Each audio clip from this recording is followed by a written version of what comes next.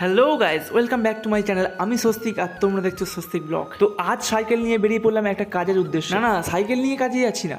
প্রথমে আমরা যাব পহরু স্টেশনে, সেখানে সাইকেল রাখবো, ট্রেন ধরবো, তারপরে যাব শিয়ালদা। তারপর ট্রেন ঢোকার আগে এই সুন্দর গাছটাকে দেখতে পেলাম, কি সুন্দর সাজিয়েছে স্টেশনের ওভারব্রিজটা। তারপরে একটা টিকিট কেটে নিয়ে ট্রেনে উঠে গেলাম।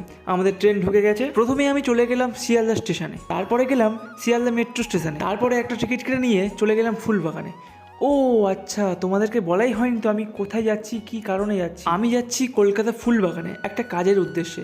একটা কাজের জয়েনিং হওয়ার কথা ছিল, তো এই কটা দিন আমি যাচ্ছি ট্রেনিংয়ের জন্য, তারপরে কাজ শুরু হবে। তো এখন আমি বসে আছি সেই অফিসে, কাজ করছি, কাজ শিখছি। তো কাজ হয়ে গেছে, অনেকক্ষণ পরে সুযোগ পেয়েছি লাঞ্চ করার। তো এখন লাঞ্চ করে বাড়ি ফিরবো। চলে এসেছি মেট্রো স্টেশনে, তারপরে মেট্রো নিয়ে চলে এলাম শিয়ালদা স্টেশনে।